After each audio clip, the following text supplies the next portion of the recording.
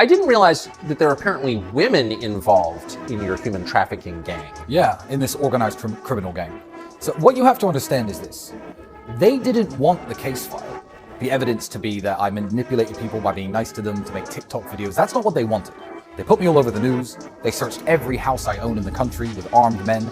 They were looking for victims of something. Yeah. They were looking for scorned ex-girlfriends. Any woman to come forward and say that she was hurt by me. They were looking for real evidence.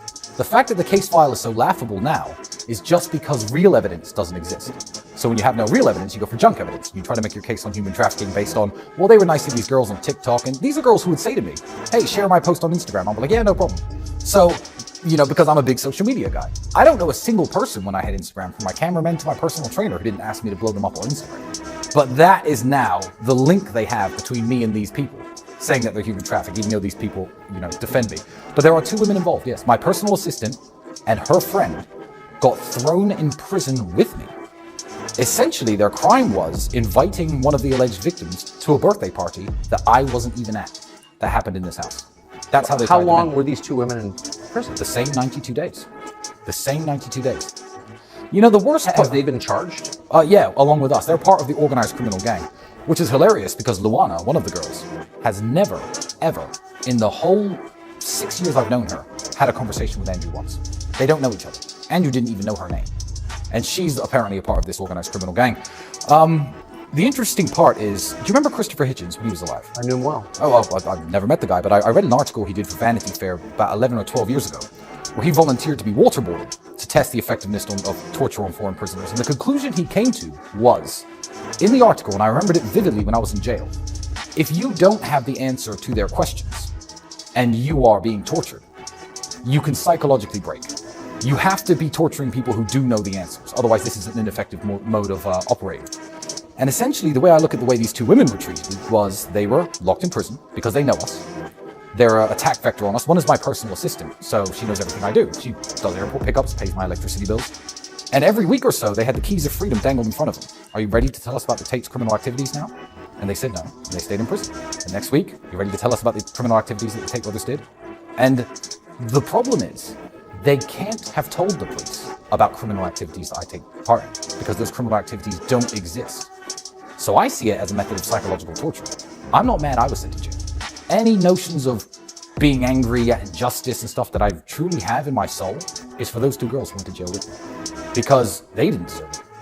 I mean, I've probably done something in my life that made me deserve something. These are 2 wonderful people. And they were sent to prison with me. One for having the crime of being my personal assistant, and one for the crime of knowing me and showing up at parties where these alleged victims who say they weren't victims were at. And they're charged in this organized criminal gang. But to be clear, none of the charges pertain to sex, no. Rape, no. Selling anyone, no. Slavery, moving people across international borders to pimp them out. No, but that's certainly what they would have wanted. It's not the fact that, as I said, the evidence is junk, because they now have to put a case together. But I'm confused as to how what you're being accused of constitutes human trafficking. Well, it's a very loose law.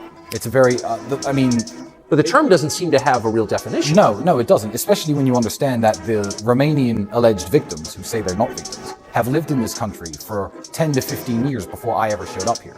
So I'm not sure how the trafficking took place. But in a very loose way, they had to prove I was doing something with women by coercing them for my financial benefit, which is how we ended up with the TikTok story. Because the real evidence they wanted, maybe the prosecutors, maybe the people who attacked me genuinely thought I was a pimp. Maybe they did when they started this. And they assumed that the perp walk and putting me in handcuffs and walking me in front of the cameras would have women coming forward saying they were harmed. Maybe they were looking for real evidence. I don't believe if they knew that they were going to end up with this TikTok story, they would have initiated this attack in the first place. I really don't think. Why do you think they did? What do you think this is actually about? I think this is about Andrew. I think this is about Andrew. And the way to attack somebody is through his loved ones. I'm not going to say that, Andrew got me put in jail. But what a way to get to Andrew than to throw his little brother in jail and say he's part of your gang, he's a human trafficker too. Because I don't even have any allegations of misogyny against me. I've never made a YouTube video and joked about men being grab drivers. I've never done any of these things. But I had to go to jail along with him. So attacking me was a way of attacking him. And attacking my personal assistant and her friend, I think, was a way of hoping you were going to turn these women into prosecution witnesses, essentially, to lie, say that we did crimes. Yeah, it's about Andrew and his message. That's all it's about. And it's the gender role stuff, you think? The gender role stuff, telling men to be men, it's just dangerous for what the Andrew calls the matrix, or the deep state is trying to purport on men today. It's very interesting to think that the first man ever banned from discussion in UK public schools is Andrew Tate. Adolf Hitler, you were allowed to talk about him during World War II and after World War II. The leader of Argentina during the Falklands War, Osama bin Laden after 9/11. Terrorists, school shooters, the 7/7 bombers who attacked the subway in London. You were allowed to discuss all these people in school. The first man ever to be banned is a mixed race, a half-black kid from the projects who came up out of the projects and became a multi-millionaire. Maybe they just want the working class to stay the working class. Maybe they don't want people like him opening his mouth. Maybe it's because he joked that men are better drivers than women, and he's a misogynist. I don't think it's the third option. I think it's either option 1 or option 2. I think he's dangerous to what people want to purport in the society. And it's as simple as that. It's certainly not because I've human trafficked anyone. That's not why I was in jail. That can't be why I was in jail, because that has never happened. What was it like being in jail with your brother? Romanian jail is no picnic.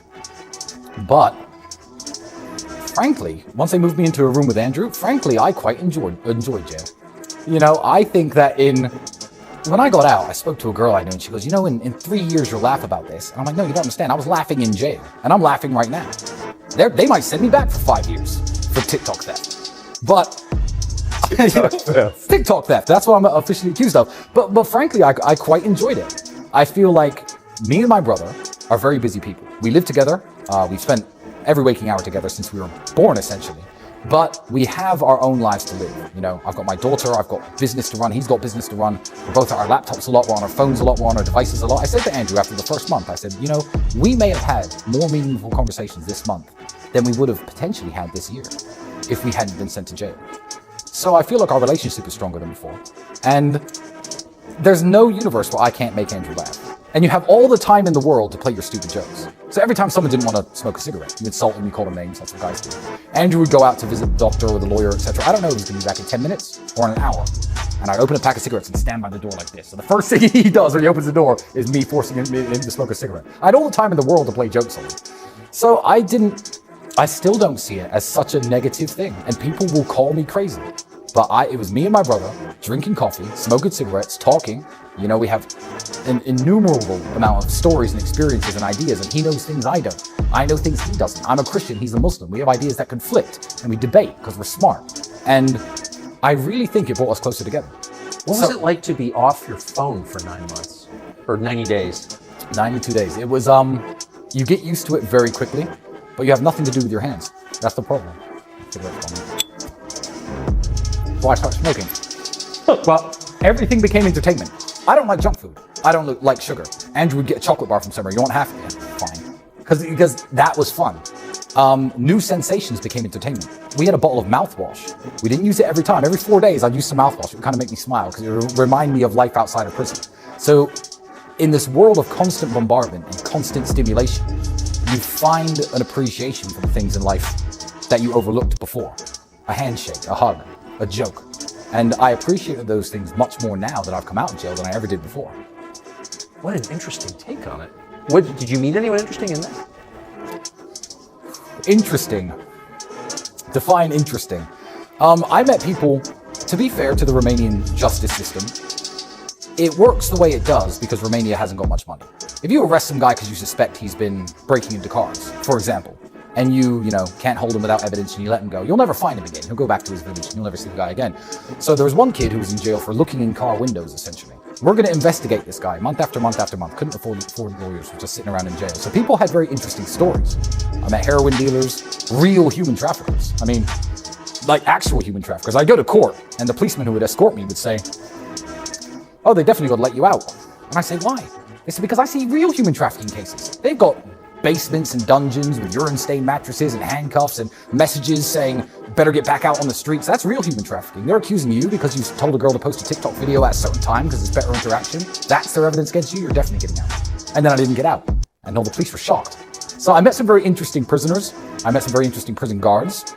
Yeah, but... What were the guards like? The guards were very good people. Really? I feel like the guards knew They know what a criminal is and what a criminal isn't. I'm not going to say they knew my case. I'm not going to say they knew I was innocent. But they know what human traffickers, rapists, sexual criminals actually look like, because they deal with them day to day. One of the policemen was telling me a story of after a day in court, he had to stay in the police van. His hands were shaking because he couldn't escort the guy back into jail. He said, I was going to get on my nightstick and break his teeth because he saw what the guy had been doing to children. You know, these guys know what real criminals look like. And a lot of them just wanted to make sure we were okay. They didn't want anything bad to happen in the prison. And I could say I made 2 or 3 friends from the guards. They were very good people doing their job diligently. And nobody abused their power. Nobody mistreated anyone. Yeah, real good people. And they weren't the ones who did this to me. So I couldn't harbor any hate towards them. Who do you think did it to you? I don't want to say anything that's going to get me into trouble on this one. But you have a good sense of it. Let's just say this would have happened in any NATO or European Union country that I chose to live in. It would have happened. It would have happened in Spain. It would have happened in Poland. It would have happened in France. The French, the Spanish, and the Polish have nothing against me. I think the Romanians really have nothing against me. The Romanian people love me. You know, Romania is the most is the most Christian country in the world outside of the Vatican City. 98.8% Orthodox Christian. These people share the same values as me. They don't feel people like me should be locked up. I have so much support in Romania, from both powerful people and common people alike. So it's very hard for me to believe that the Romanians woke up one day and thought, this guy who publicizes how wonderful our country is and spends millions of dollars here in this country, let's get him. I find it very difficult to believe that that was a Romanian idea, because it's not the kind of thing you would do. Why would you? If you had a great neighbor move into your neighborhood, raise the property values, talk about how great your neighborhood is, he was a law-abiding citizen, didn't hurt anyone, would you think, yeah, we need to go throw petrol bombs in his house? Let's burn his house down, let's get him out. No, you wouldn't. So I believe this would have happened anyway. So I won't say who did it, but I don't hold Romania responsible at all, and I never will. People said if they drop this case, oh, they can't just drop it because you'll sue the country. And I famously tweeted, I will never sue the country of Romania. Romania has struggling hospitals, struggling orphanages, infrastructure issues, the pensions are a mess, the teachers need pay rises. They've made me feel welcome up until this point, and this has been my home country. My daughter is a Romanian. I'm not going to steal $200 million from the government and do what with it? I don't need the money. I don't want this to reflect negatively on this country in any way, but it has. Who with money and power and influence wants to come here now? It's made people nervous, and that hurts me. As I said, my daughter is a Romanian citizen. This is her country. So it's my country too, isn't it? So I don't like the reputational damage this country has faced. And exactly who did it, I think in 5 or 6 years we'll find out. There'll be fingerprints on a lot of pieces of paper that we'll be able to know exactly why this happened. But it didn't happen because I'm a human trafficker. Do you feel human trafficked? Do you feel kidnapped, Tucker, here in my house? I feel very charmed, and that's a form of human trafficking. Yeah, no, technically it is, yeah. Oh. When did you become a Christian? Shortly after moving here. I was disenfranchised with Christianity. I just mentioned Christopher Hitchens. I read a few books that he wrote when I was younger, and I thought, you know what? I looked around England and the way society was collapsing and the way Christians behaved. I mean, this pride flags in churches, this is a relatively new phenomenon, but let's just say it started with versions of reality I saw like that. And I thought, you know, Christians don't really stand for anything anymore. I challenge any atheist to walk around Romania and just insult Jesus Christ to the normal Romanian man. People say, oh, well, if you insult the Prophet Muhammad, peace be upon him, the Muslims will punch you in the face. Go and do that in Romania and insult Jesus. The Romanians stand for something. And I saw how Christianity holds this country together. You couldn't wear that watch in London.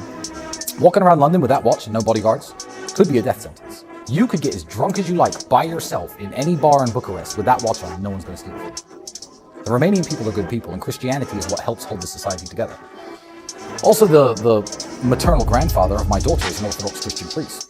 So even when I was dating his daughter, he was insisting that the grandkids have to be baptized, etc. And I fell back into Christianity by reading the Bible cover to cover 6 years ago. And it opened my eyes to what I was standing against as an atheist. And I thought, why would I stand against this? And then look at atheists. Go to these men standing naked with their dicks out in front of kids, you know? These people aren't Christians. Look at how the atheists behave. How they fetishize serious issues like abortion. Haha, I had 30 abortions, this is funny. No, it's not funny. I'm not even saying it should be illegal, but that's not funny. These are all atheists. These are the godless people. That's my team? I looked around and thought, these people don't represent me.